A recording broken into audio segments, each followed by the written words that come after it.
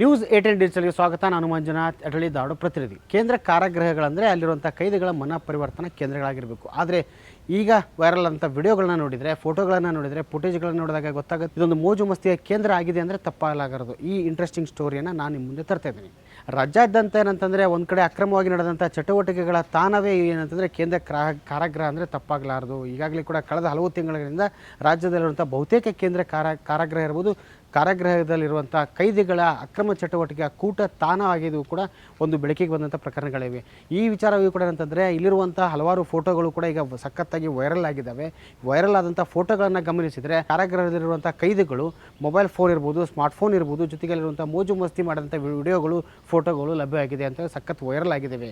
ಈಗಾಗಲೇ ಕೂಡ ಏನಂತಂದರೆ ಒಂದೇ ಸೂರಿನಡಿ ಇರುವಂಥ ಕೈದಿಗಳು ಏನಂತಂದರೆ ಎಲ್ಲರೂ ಕುಟ್ಕೊಂಡು ಚಿಕನ್ ಮಟನ್ ಊಟ ಮಾಡೋದಿರ್ಬೋದು, ಬಿರಿಯಾನಿ ಸೇವಿದಂಥ ಫೋಟೋಗಳು ವೈರಲ್ ಆಗಿದೆ. ಇನ್ನೊಂದು ಕಡೆ ಅಂತಂದರೆ ಚಾರ್ಜಿಗೆ ಇಟ್ಟಂಥ ಫೋಟೋಗಳಿರುವಂಥ ಜೊತೆಗೆ ಆ ಫೋಟೋ ಇದ್ದರೆ, ಇನ್ನೊಂದು ಕಡೆ ಸ್ವತಃ ಕೈದಿ ಏನಂತಾರೆ ಮೊಬೈಲ್ ಬಳಕೆ ಮಾಡ್ಕೊಂಡು ಮಾತಾಡುವಂಥ ಫೋಟೋ ವೈರಲ್ ಆಗಿದೆ. ಈ ಎಲ್ಲ ಫೋಟೋಗಳು ಸಖತ್ತಿವಾದ ರೀತಿಯಲ್ಲಿ ವೈರಲ್ ಆಗಿದ್ದು ಕೂಡ ಏನಂತಂದರೆ ಸಾರ್ವಜನಿಕರು ಕೂಡ ಒಂದು ಪ್ರಶ್ನೆಯನ್ನು ಮಾಡ್ತಾ ಇದ್ದಾರೆ. ಯಾಕಂತಂದರೆ ಒಂದು ಕಡೆ ಮನಪರಿವರ್ತನಾ ಕೈದಿಗಳಿಗೆ ಕೇಂದ್ರ ಆದಂಥ ಕಾರಾಗೃಹದಲ್ಲಿ ಮೋಜು ಮಸ್ತಿ ಅಕ್ರಮ ಚಟುವಟಿಕೆ ತಾಣವಾಗಿದೆ ಎಂಬ ಮಾತನ್ನು ಕೂಡ ಸ್ಥಳೀಯರು ಹೇಳ್ತಾ ಇದ್ದಾರೆ. ಈಗಾಗಲೇ ಕೂಡ ಈ ವಿಚಾರಕ್ಕೆ ಅಂತಂದರೆ ಈಗಾಗಲೇ ಕೂಡ ವೈರಲ್ ಅಂತ ಫೋಟೋವನ್ನು ನೋಡಿದಾಗ ಧಾರವಾಡ ಕೇಂದ್ರ ಕಾರಾಗೃಹ ಇರ್ಬೋದು, ಜೊತೆಗೆ ರಾಜ್ಯದ ಯಾವುದೇ ಭಾಗದ ಕಾರಾಗೃಹದ ಒಂದು ಫೋಟೋಗಳಿರ್ಬೋದು ಎಂಬ ಕೂಡ ಅಂಶ ಹೊರಬಿದ್ದಿದೆ. ಈ ವಿಚಾರವಾಗಿ ಧಾರವಾಡದ ಜೈಲ್ ಅಧೀಕ್ಷಕರು ಏನು ಹೇಳಿದ್ದಾರೆ ಕೇಳ್ಕೊಂಬರೋಣ. ಸರ್, ಫೋಟೋ ಇವತ್ತು ವಿಡಿಯೋ ಏನು ವೈರಲ್ ಆಗಿದೆ ಅದನ್ನು ನಾವು ಗಮನಿಸಿದ್ದೀವಿ.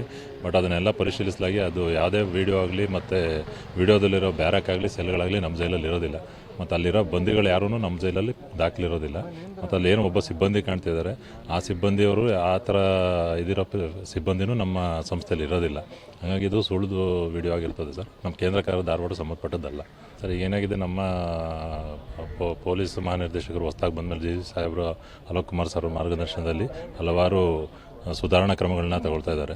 ಅದರಂತೆ ನಾವು ಎಲ್ಲ ಕರ್ತವ್ಯ ನಿರ್ವಹಿಸ್ತಾ ಇದ್ದೀವಿ. ಅದರಂತೆ ಈಗ ನಿಷೇಧಿತ ವಸ್ತುಗಳನ್ನ ತಡೆಯೋದಾಗಿರ್ಬೋದು, ಮತ್ತು ಬೀಡಿ, ಸಿಗರೇಟು, ತಂಬಾಕು ಇವೆಲ್ಲ ನಿಯಂತ್ರಿಸೋದಾಗಿರ್ಬೋದು, ಅವೆಲ್ಲ ಇದು ಎಲ್ಲ ತುಂಬ ಕಂಟ್ರೋಲ್ ಆಗಿ ಮತ್ತು ಅವರಿಗೆ ಸುಧಾರಣಾ ಕ್ರಮಗಳು ಏನು ತಗೋಬೇಕು ಅದರಂತೆ ಎಲ್ಲ ಅವ್ರ ಎಜುಕೇಷನ್ ಸಂಬಂಧ ಆಗಿರ್ಬೋದು, ಸಾಂಸ್ಕೃತಿಕವಾಗಿ ಆಗಿರ್ಬೋದು, ಪ್ರತಿಯೊಂದು ಯೋಗ, ಪ್ರತಿದಿನ ಡೈಲಿ ಯೋಗ ಮಾಡಿಸೋದು, ಧ್ಯಾನ ಮಾಡಿಸೋದು, ಇವೆಲ್ಲ ಹಲವಾರು ಸುಧಾರಣೆ ಕ್ರಮಗಳನ್ನ ತಗೊಂಡಿದ್ದೀವಿ. ಅದರ ನಂತರನೂ ಹೊರತುಪಡಿಸಿ ಕೆಲವೊಬ್ಬರು ಈ ಥರ ಬಂದಿಗಳ ಮೇಲೆ, ಸಿಬ್ಬಂದಿಗಳ ಮೇಲೆ, ಕರ್ತವ್ಯ ಸಿಬ್ಬಂದಿಗಳ ಮೇಲೆ ಹಲ್ಲೆ ಮಾಡೋದು ಇದನ್ನು ಮಾಡ್ತಿರ್ತಾರೆ. ಅದನ್ನೆಲ್ಲ ಮೇಲೆ ಕೆಲ ಗಮನಕ್ಕೆ ತಂದು ಸೂಕ್ತ ಕ್ರಮನೂ ತಗೊಂಡಿದ್ದೀವಿ. ಅವರ ವಿರುದ್ಧನೂ ಪ್ರಕರಣ ದಾಖಲಿಸಿದ್ದೀವಿ. ಇದು ಸರ್ಕಾರ ಏನು ಅಡ್ಮಿನಿಸ್ಟ್ರೇಷನ್ದಲ್ಲಿ ಲೂಸ್ ಅಡ್ಮಿನಿಸ್ಟ್ರೇಷನ್ ಮಾಡತ್ತೈತಿ, ಅದರ ಕಾರಣಕ್ಕಾಗಿ ಇದೆಲ್ಲ ಕೆಲಸಗಳು ಆಗ್ತಿದ್ದಾವೆ.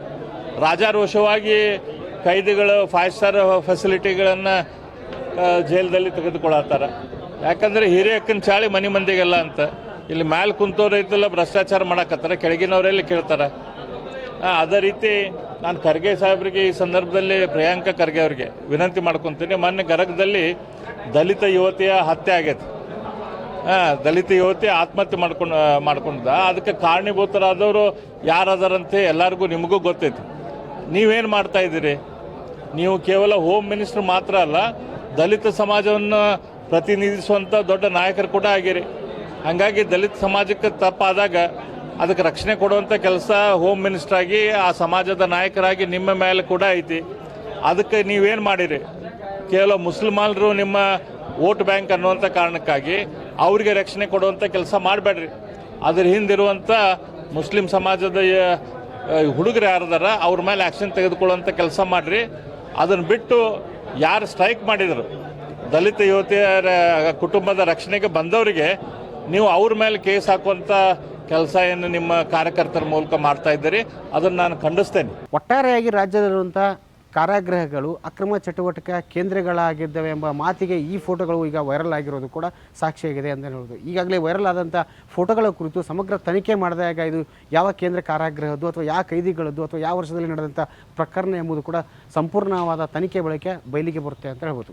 ನಿರ್ಭೀತ, ನಿಷ್ಪಕ್ಷಪಾತ, ವಿಶ್ವಾಸಾರ್ಹ ಸುದ್ದಿಗಳಿಗೆ ಮತ್ತೊಂದು ಹೆಸರಾಗಿರುವ ನ್ಯೂಸ್ 18 ಕನ್ನಡ ಈಗ ಆಪ್ನಲ್ಲೂ ಲಭ್ಯವಿದೆ. ದಯವಿಟ್ಟು ಇಲ್ಲಿರುವ QR ಕೋಡ್ ಸ್ಕ್ಯಾನ್ ಮಾಡಿಕೊಂಡು ಆಪ್ ಡೌನ್ಲೋಡ್ ಮಾಡೋದಕ್ಕೆ ಮರಿಬೇಡಿ. ನಿಮ್ಮ ಬೆಂಬಲ ಹೀಗೆ ಸದಾ ನಮ್ಮೊಂದಿಗಿರಲಿ. ಧನ್ಯವಾದ.